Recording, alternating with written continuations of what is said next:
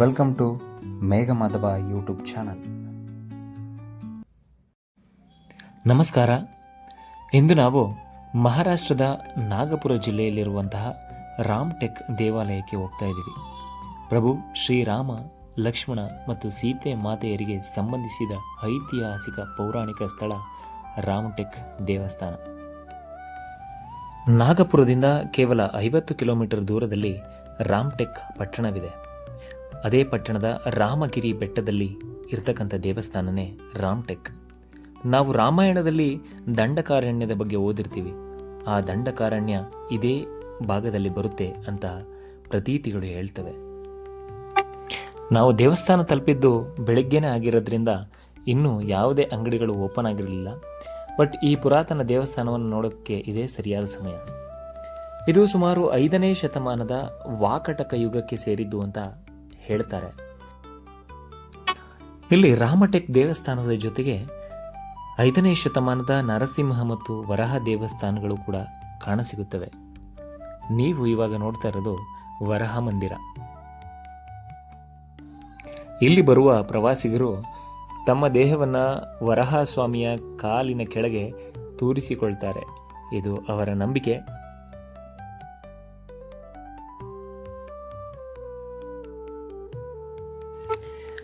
ವರಹ ಮತ್ತು ನರಸಿಂಹ ದೇವಸ್ಥಾನಗಳು 5ನೇ ಶತಮಾನಕ್ಕೆ ಸೇರಿದ್ದರೂ 12-14ನೇ ಶತಮಾನದಲ್ಲಿ ಈ ರಾಮ ದೇವಸ್ಥಾನವನ್ನು ನಿರ್ಮಿಸಲಾಗಿದೆ. ಈ ನಿರ್ಮಿಸಿದ ನಂತರ 18ನೇ ಶತಮಾನದಲ್ಲಿ ನಾಗಪುರದ ಬೋಸಲೆ ಆಡಳಿತಗಾರರಾದಂತಹ ರಘುಜಿ ಬೋಸಲೆ ಅವರು ಇದನ್ನು ಪುನರ್ ನಿರ್ಮಾಣ ಮಾಡ್ತಾರೆ.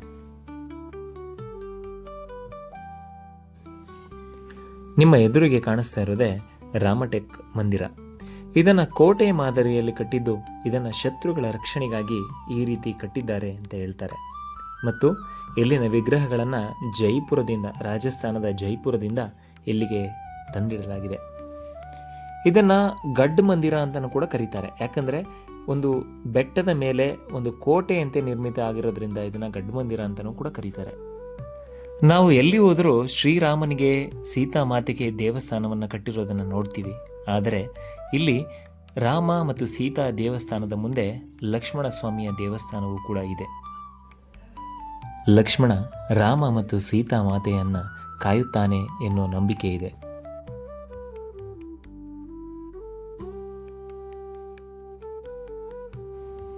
ರಾಮ ಟೇಕ್ ಎಂದರೆ ಪ್ರತಿಜ್ಞೆ ಅಂತ ಅರ್ಥ. ಈ ದೇವಸ್ಥಾನಕ್ಕೆ ಈ ಹೆಸರು ಬರಲಿಕ್ಕೆ ಕಾರಣ, ರಾಮ, ಸೀತೆ ಮತ್ತು ಲಕ್ಷ್ಮಣರು ವನವಾಸದಲ್ಲಿದ್ದಾಗ ಅಗಸ್ತ್ಯ ಮುನಿಯನ್ನ ಈ ಜಾಗದಲ್ಲಿ ಅವರು ಭೇಟಿಯಾಗ್ತಾರೆ. ಅಗಸ್ತ್ಯ ಮುನಿಯವರು ಅವರಿಗೆ ಹೇಳ್ತಾರೆ, ಇಲ್ಲಿರ್ತಕ್ಕಂಥ ಋಷಿಗಳನ್ನು ಅಸುರರು ನಮ್ಮನ್ನು ತುಂಬ ಕಾಡ್ತಾ ಇದ್ದಾರೆ, ಅವರು ನಮ್ಮನ್ನು ನಾಶ ಮಾಡಲಿಕ್ಕೆ ನೋಡ್ತಾ ಇದ್ದಾರೆ ಅಸುರರು. ಸೊ ಈ ಋಷಿ ಮುನಿಗಳು ನೆಮ್ಮದಿಯಾಗಿ ಇರಲಿಕ್ಕೆ ಆಗ್ತಾ ಇಲ್ಲ, ಏನು ಮಾಡೋದು ಅಂತ ಕೇಳಿದಾಗ ರಾಮ ಒಂದು ಪ್ರತಿಜ್ಞೆ ಮಾಡ್ತಾನೆ, ಈ ಎಲ್ಲ ಅಸುರರನ್ನು ನಾನು ಕೊಂದು ಹಾಕ್ತೀನಿ ಅಂತ. ಆ ರಾಮ ಮಾಡಿದ ಪ್ರತಿಜ್ಞೆಯೇ ಈ ರಾಮ್ ಟೇಕ್.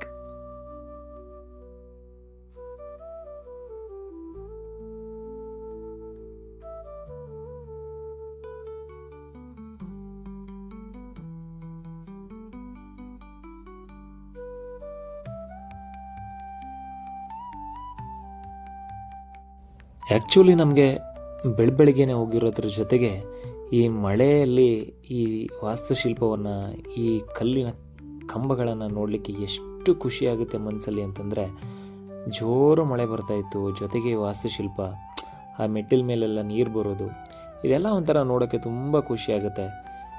ಗ್ರೀನರಿ, ಬೆಟ್ಟದ ನಡುವೆ ಇರ್ತಕ್ಕಂಥ ದೇವಸ್ಥಾನ ಇದು. ಅದರಲ್ಲೂ ಈ ಮಳೆಯಲ್ಲಿ ನೋಡೋದು ಅಂದರೆ ತುಂಬ ಆನಂದ.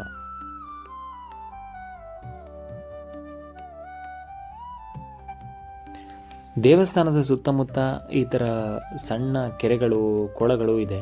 ಅದರಲ್ಲಿ ಎಸ್ಪೆಷಲಿ ಈ ದೇವಸ್ಥಾನದ ಪಾದದಲ್ಲೇ ಇರತಕ್ಕಂಥದ್ದು ಈ ಕೊಳ. ಅದರ ಸುತ್ತ ಒಂದು ಮಂಟಪ ಕೂಡ ಇದೆ. ಈ ಮಳೆಗಾಲದಲ್ಲಿ ಆ ಮಳೆ ನೀರನ್ನ ಮಂಟಪದ ಹತ್ರ ನಿಂತ್ಕೊಂಡು ನೋಡೋದೇ ಒಂದು ಖುಷಿ. ಎಸ್ಪೆಷಲಿ ಈ ಪ್ರೀ ವೆಡ್ಡಿಂಗ್ ಫೋಟೋಶೂಟ್ಗಳಿಗಂತೂ ಹೇಳಿ ಮಾಡಿಸಿದ ಜಾಗ ಇದು. ನೋಡೋಕ್ಕೇ ಎಷ್ಟು ಚೆನ್ನಾಗಿದೆ, ಇನ್ನು ಅದ್ಭುತವಾದ ಕ್ಯಾಮ್ರಾದ ಕಣ್ಣಿಗೆ ಇನ್ನೂ ತುಂಬ ಚೆನ್ನಾಗಿ ಕಾಣುತ್ತೆ. ಈ ರಾಮಟೆಕ್ ದೇವಾಲಯದ ಸುತ್ತಮುತ್ತ ಇರತಕ್ಕಂಥ ಎಲ್ಲ ಪ್ರದೇಶಗಳಲ್ಲೂ ರಾಮಾಯಣಕ್ಕೆ ಸಂಬಂಧಿಸಿದಂಥ ತುಂಬ ಚಿತ್ರಗಳನ್ನು ನಾವು ನೋಡ್ಬೋದು. ಇದು ನೋಡಿ, ರಾಮ ಲಕ್ಷ್ಮಣರ ಚಿತ್ರ ಮತ್ತು ಋಷಿ ಮುನಿಗಳು ಆ ಯಜ್ಞ ಯಾಗಾದಿಗಳನ್ನು ಮಾಡ್ತಾ ಇರ್ತಕ್ಕಂಥದ್ದು, ಇದ್ರ ಬಗ್ಗೆ ಎಲ್ಲ ಚಿತ್ರಗಳನ್ನು ಮಾಡಿಸಿಟ್ಟಿದ್ದಾರೆ.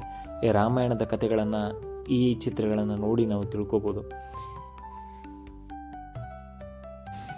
ರಾಮಟೆಕ್ ದೇವಸ್ಥಾನಕ್ಕೆ ಬಂದ ಮೇಲೆ ಅದರ ಪಾದದಲ್ಲೇ ಇರತಕ್ಕಂಥ ಈ ಅಂಬಾಲಾ ತಲಾಬ್ ಅಂತಲೇ ಕರೀತಾರೆ, ಅಂಬಾಲಾ ಕೆರೆ.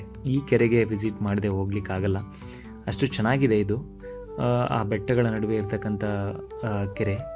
ಈ ಕೆರೆಗೆ ಏನು ನಾನು ಆವಾಗಲೇ ಹೇಳಿದೆ, ರಾಮ ಪ್ರತಿಜ್ಞೆ ಮಾಡ್ತಾನೆ ಅಸುರರನ್ನು ನಾಶ ಮಾಡ್ತೀನಿ ಅಂತೇಳಿ.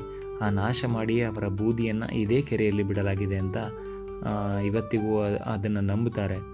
ನೋಡೋಕ್ಕೂ ತುಂಬ ಚೆನ್ನಾಗಿದೆ. ನಾಗ್ಪುರದಿಂದ ಕೇವಲ 50 ಕಿಲೋಮೀಟರ್ ಇರೋದಿದ್ದು. ನಾವು ಬಸ್ಗಳ ಮೂಲಕನೂ ಕೂಡ ಬರ್ಬೋದು, ಇನ್ನು ಇಂಡಿವಿಜುವಲ್ ವೆಹಿಕಲ್ಗಳ ಮೂಲಕನೂ ಬರ್ಬೋದು. ಒಂದು ಮನಸ್ಸಿಗೆ ನೆಮ್ಮದಿ ಸಿಗೋದಂತೂ ಗ್ಯಾರಂಟಿ. ಈ ಪ್ಲೇಸನ್ನು ಒಮ್ಮೆ ವಿಸಿಟ್ ಮಾಡಿ.